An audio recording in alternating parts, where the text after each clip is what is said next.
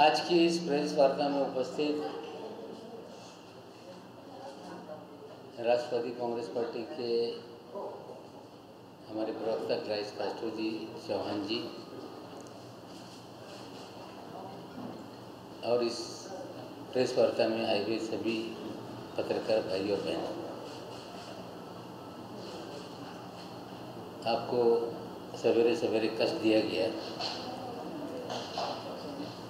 कुछ अधिक जानकारी मुहैया कराने के लिए। जैसा कि आप अवगत हैं, पिछली 6 तारीख को हमने प्रेस कॉन्फ्रेंस में एनसीबी को लेकर कुछ सवाल खड़े किए थे, जिसमें केपी गोस्वामी का मामला था, मनीष भालूशाली का मामला था, बीजेपी के नेताओं से उनके संबंध का मामला था। और उस प्रेस कॉन्फ्रेंस में आप लोगों ने मेरे दामाद का सवाल मुझसे पूछा था।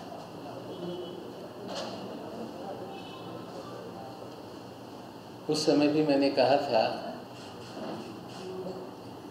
कि 13 जनवरी के रोज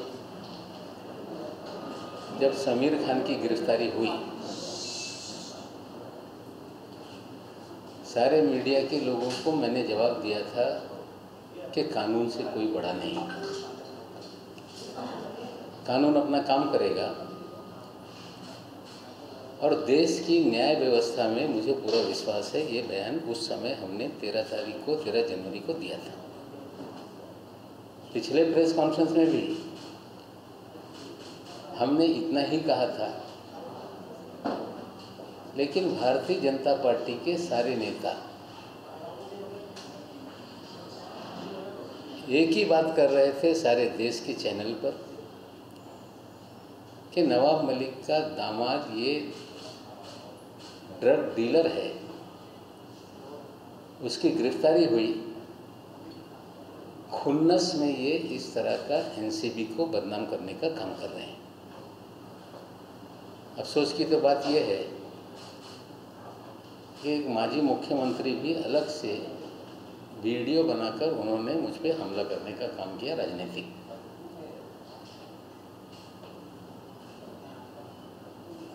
लेकिन 27 तारीख के दिन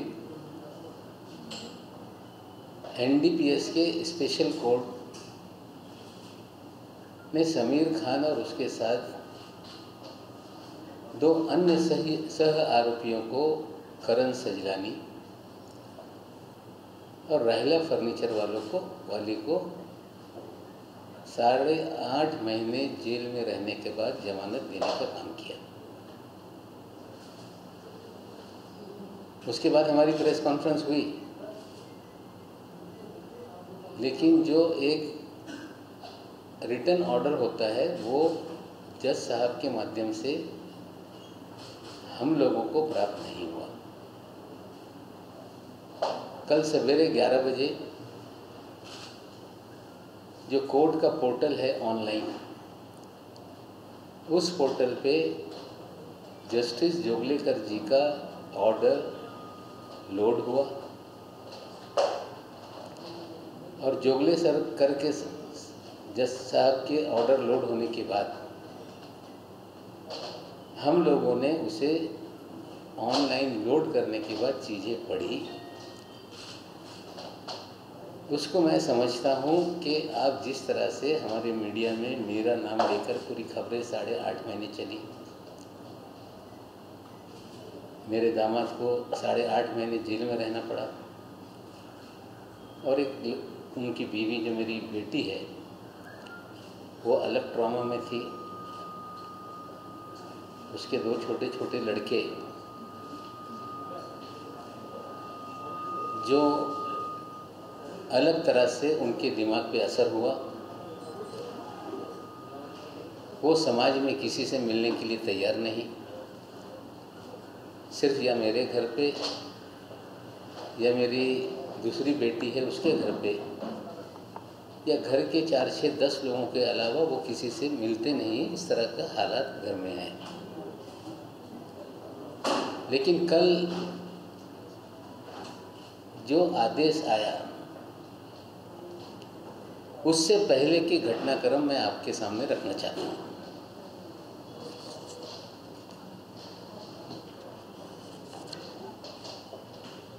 आप सभी साथियों को पता है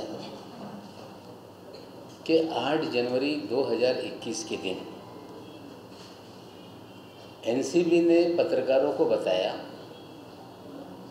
कि 2 पार्सल यूनिवर्सल कार्गो से ट्रेस किए गए, जो करण सजलानी ने विजय शर्मा नाम की किसी व्यक्ति को शिलोंग भेजने के लिए बुक किया था।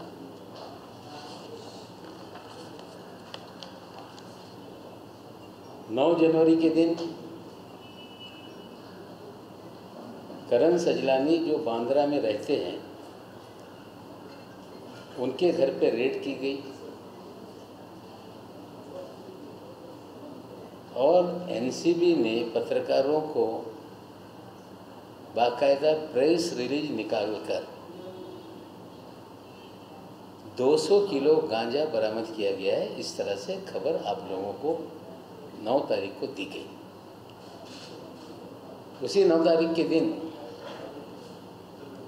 एनसीबी के अफसर के नंबर से सभी पत्रकारों को एक प्रेस रिलीज और 4 तस्वीरें दी गई।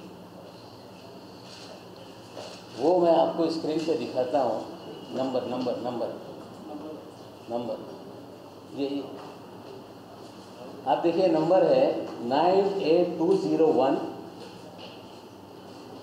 11409।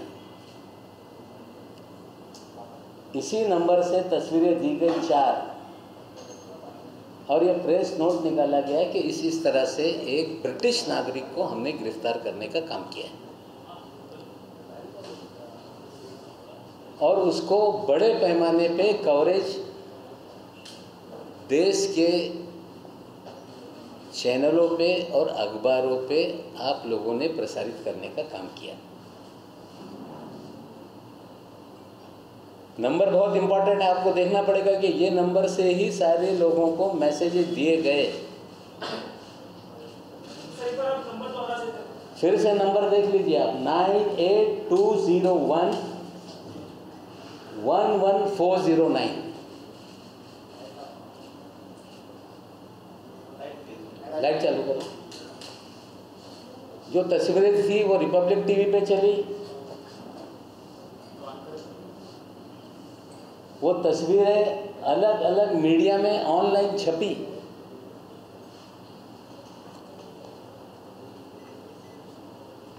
उसके बाद 9 जनवरी के दिन 9 जनवरी के दिन लाइट चला। 9 जनवरी के दिन एक लड़की के पास से 7.5 ग्राम गांजा पकड़ा गया। शाइस्ता फर्नीचर वाला का नाम सामने आया। 7.5 ग्राम। और उस महिला को उसी दिन जमानत दे दी गई।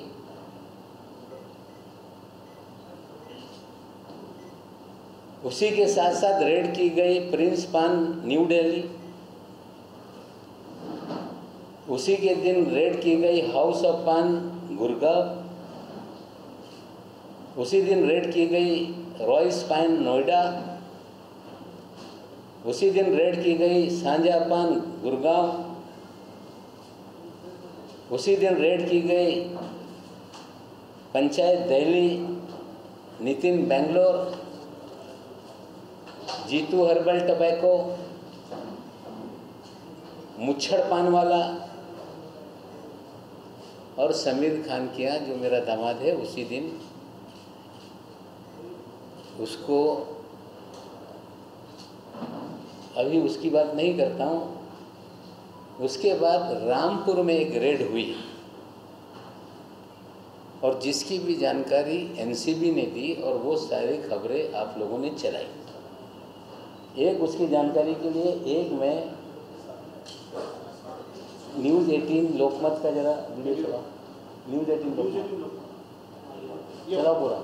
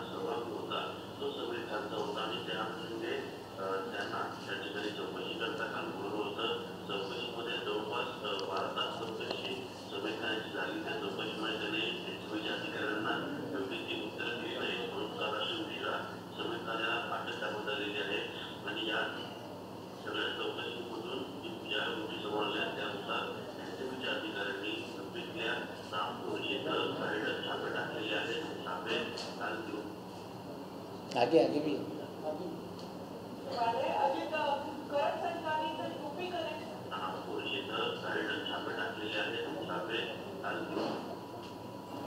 इसमें ऐसा कहा गया कि कानपुर में छापा डाला गया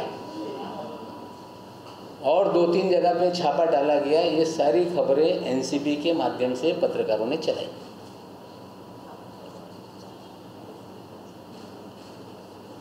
आपकी जानकारी के लिए बताना चाहता हूँ कि मेरा दामाद जो बांद्रा में रहता है,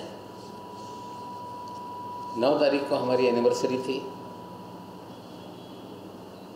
सारे परिवार को हम लोग साथ में खाना खाने जाते हैं, हमने खाना खाया और 13 तारीख के दिन उसके बाद मुझे एक पत्रकार साथी है, उनका फ़ोन आया कि सुबह लगभग 9:30 पौने 10 बजे कि आपके दामाद को एनसीबी ने कोई सम्मन किया है क्या, कोई ड्रग के मामले में। मैंने वो कहा कि उसे क्यों सम्मन करेंगे, ऐसा गलत है, अगर कुछ है तो मामला गंभीर हो सकता है।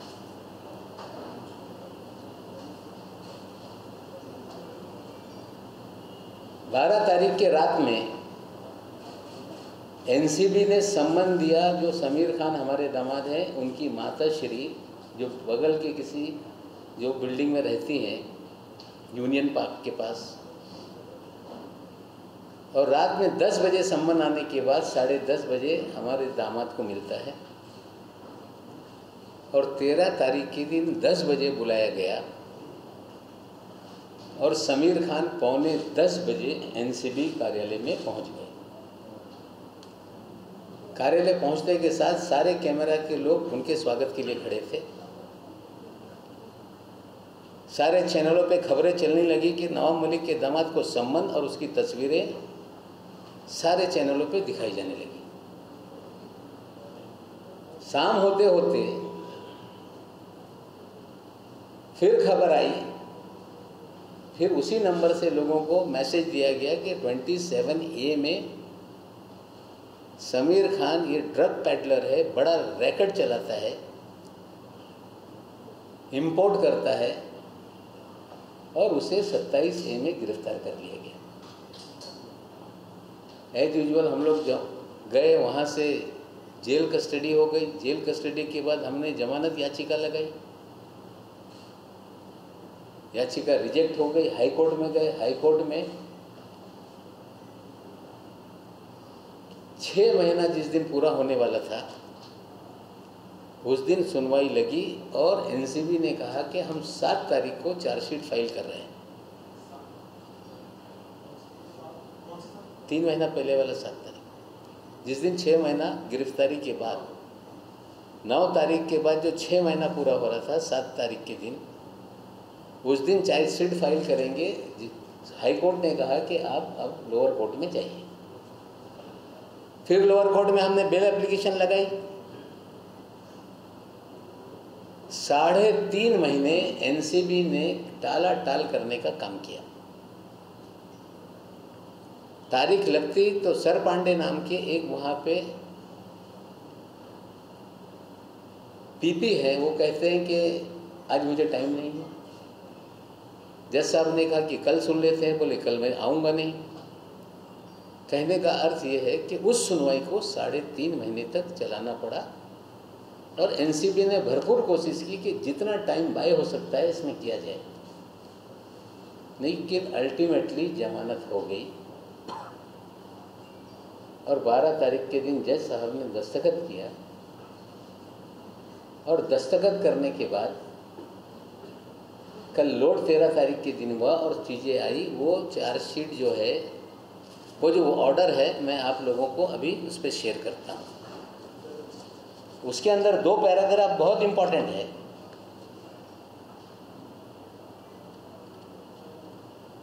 उस पैराग्राफ को आप देखेंगे तो ये जो दावा किया जा रहा था कि ये 200 किलो गांजा है,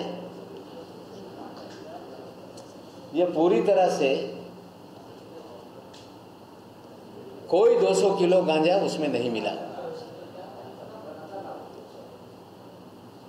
कुल मिला के 7.5 ग्राम शाइस्ता फर्नीचर वाला के पास जो मिला वो मैरिजुआना है। 1 किलो वेजिटेटिव है, इस तरह का पॉजिटिव रिपोर्ट है। मैं वो भी रिपोर्ट भी आप लोगों के सामने सीए रिपोर्ट करूंगा। बाकी सारी चीज़ें ये हर्बल टोबैको है, इस तरह से रिपोर्ट में आया है। मैं सीए रिपोर्ट आपको साझा कर देता हूँ। सवाल सबसे पहले ये खड़ा होता है कि इतनी बड़ी एजेंसी है एनसीबी, वो तंबाकू और गांजे में फर्क नहीं कर पाती है। ये बड़ा अचंभव का सवाल है। मेरी जानकारी है कि इस तरह के केसेस में जो भी एजेंसीज काम करती है उनके पास इंस्टेंट टेस्टिंग का एक किट होता है, जिससे टीएससी केमिकल लेवल देखकर वो तय कर सकते हैं कि ये एनडीपीएस एक्ट में कवर होने वाली कोई पदार्थ है या नहीं। इसका मतलब है कि ये सारी चीज़ें उन्होंने चेक की, गांजा नहीं था और लोगों को फ्रेम करने का काम किया गया। ये मैं नहीं कहता हूँ, ये पूरी तरह से ये जो कोर्ट की रिपोर्ट है ये कहती है। जो धाराएं लगाई गई 27A की वो लागू नहीं होती।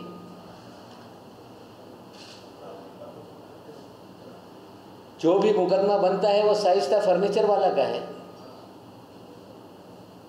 जिसे आपने सेम डे जमानत देने का काम किया। लेकिन ये सारा चीज़ें चलती रही, फिर भी और भी कहीं से लिंक जोड़ा जाए तो रिया चक्रवर्ती में जो केस था उसमें भी करण सजलानी को इन्वॉल्व कर दिया। शाइस्ता फर्नीचर वाला, राहिला फर्नीचर वाला जो एक्यूज है उसको इन्वॉल्व कर दिया। जो रिया चक्रवर्ती केस में एक आरोपी है उसको इस केस में डाल दिया। टोटली मैलाफाइड इंटेंशन से चीज़ें की गई है। ये मैं नहीं कह रहा हूँ, ये कोर्ट की रिपोर्ट है। मैं आप लोगों के साथ आदरपूर्वक ये भी बताना चाहता हूँ कि 14 तारीख के दिन हम हमारे दामाद बेटी के घर पे सर्च के लिए लोग गए।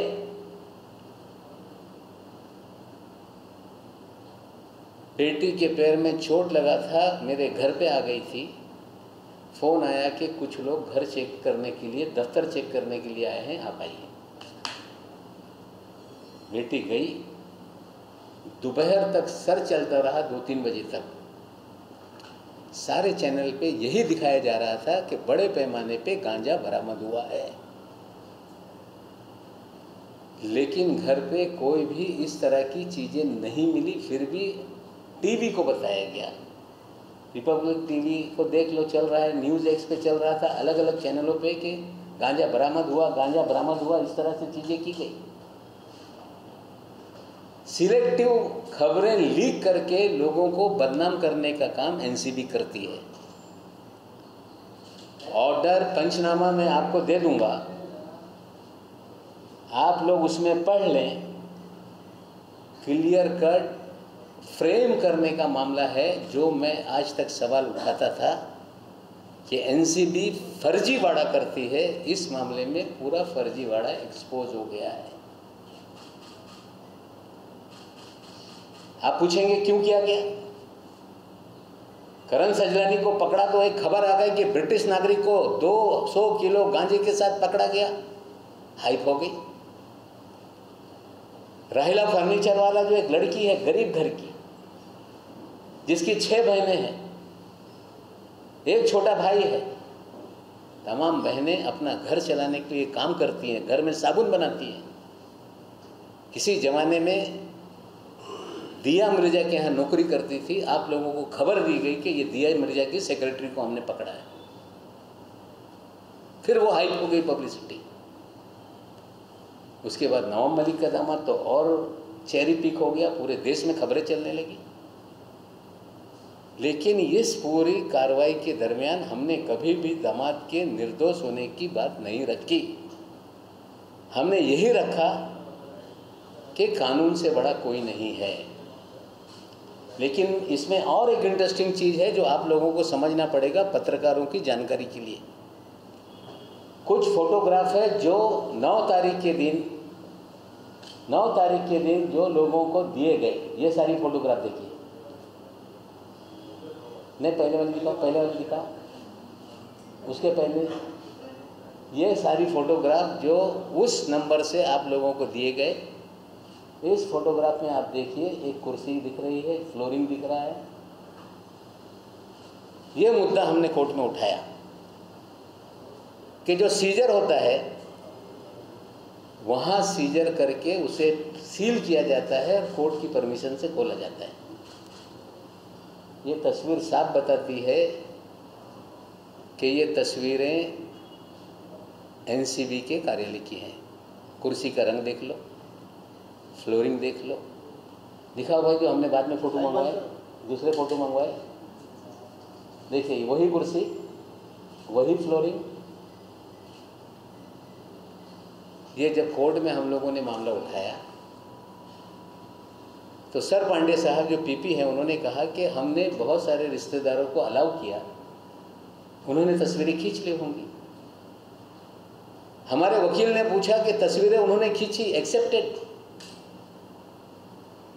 लेकिन ये सारा जो सीजर है वो कैसे खुला हुआ है, इसका जवाब दीजिए। फिर घूम गए,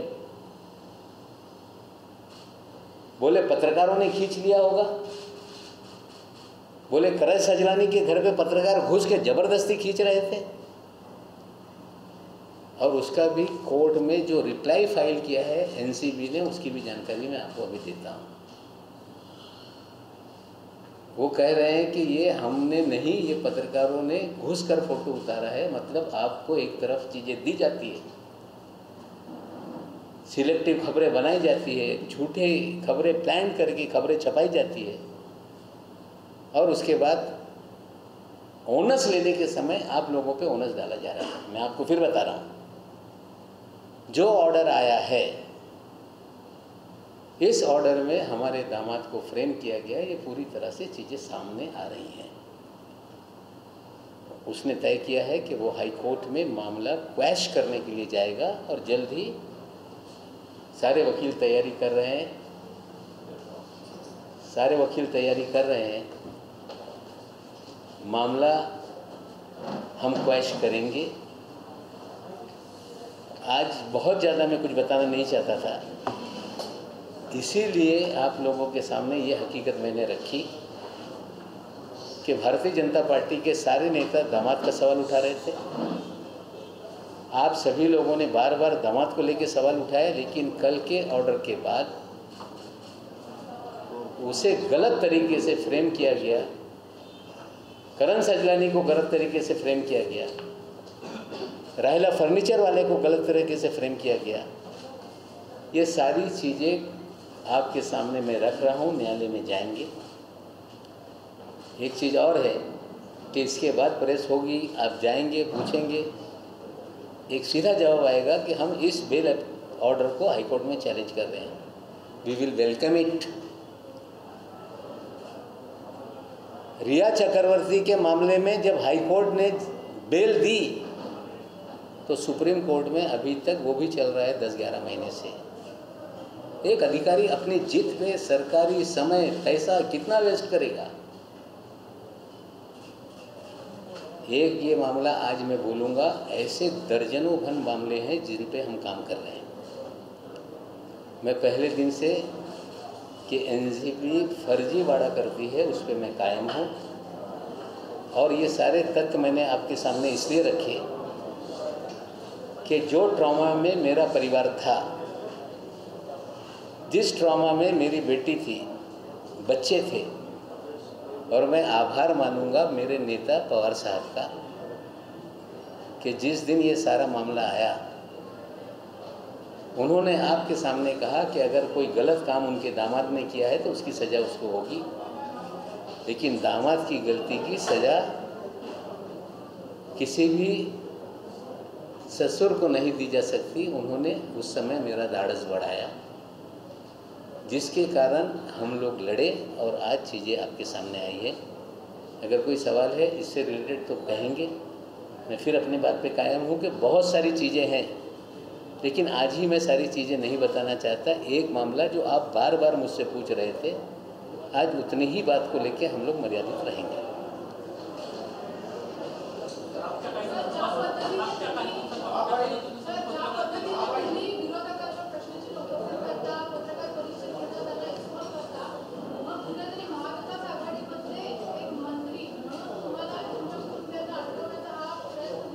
बघा, मी आधी पण बोललो होतो की जीवा यांच्याकडून भारती सिंगला अटक करण्यात आली, काही लोकांना अटक करण्यात आली। मी याच्यावर प्रश्नचिन्ह निर्माण केलं होता आणि तेव्हाच काही पत्रकारांना यांनी सांगितलं होता, आता हे आमच्या विरोधात बोलताय, यांना नीट करू। म्हणजे हे खाजगीतले विषय पत्रकारांनीही मला सांगितलं होता, यांच्या बरेचसे काही आहे, पुढे आपण रिव्हील करू। आज इतकंच बोलून जे सत्य आहे तुमच्यासमोर आणलेलं आहे।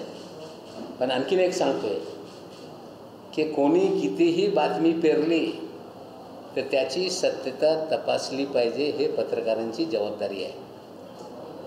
माझी मुलगी, माझ्या घरातले लोक, त्यांची जी बदनामी झालेली आहे त्या बाबतीत काही ते मग त्याची पण ते कारवाई करणार आहे, ते इंडिपेंडेंट आहे। पण मला तुम्ही सर्व लोक प्रश्न विचारत होते जवायांच्या बाबतीत, त्यासाठी कोर्टाने जे सांगितलेलं आहे ते खुलासा मी केला आहे।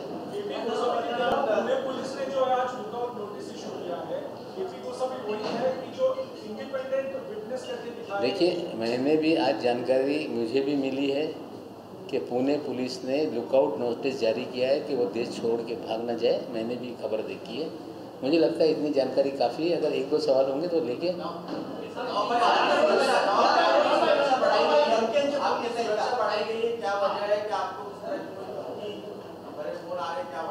देखिए, ऐसा है, पुलिस अपना काम कर रही है, किस लिए बढ़ाई गई है मुझे पता नहीं, लेकिन सुरक्षा मेरी बढ़ाई गई है, बात सच है। लेकिन ये भी सच है कि जब से प्रेस कॉन्फ्रेंस हुआ पूरे देश से कार्यालय में फ़ोन आ रहे हैं कि उड़ा देंगे, यहाँ मार देंगे, वहाँ मार देंगे।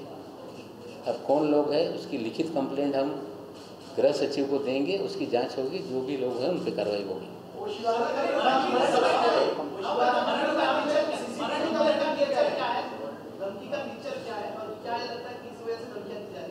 नहीं, इसको लेके रेफरेंस देके बात की जा रही है सारी।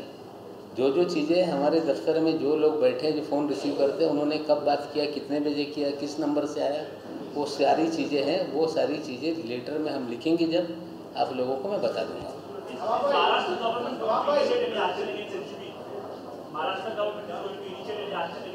No, I cannot say this thing today. I am just stick to what stigma was on me, my family. The court has clarified the things. That's why I called you through you people. The way things were publicized, we were defamed. So from your side, I am expecting that these things would be go to the people of this country. Thank you. नहीं, अभी party का sir ये जो हो रहा है, पहला तो ये एनसीबी या सुप्रीम खड़े हैं या फिर आपको लगता है केंद्र सरकार की एजेंसी, सेंट्रल की एजेंसी है? पहला जो आरोप है वो डायरेक्ट आपका जो है नहीं, देखिए नहीं, सीधा सवाल है, सारी एजेंसियों का इस्तेमाल करके लोगों को डराना, दबाव बनाना, बदनाम करना। पहले दिन से मैं अपनी बातों पे कायम हूँ कि सरकार को कैसे बदनाम किया जाए, उसमें सारी एजेंसी के साथ साथ इस एजेंसी का भी इस्तेमाल हो रहा है। और वो भी आरोप लगा रहे हैं कि उनको भी फॉलो किया गया, 2 पुलिस वालों मुझे पता नहीं, उसकी जांच हो रही है, पुलिस रिपोर्ट देगी। Thank you.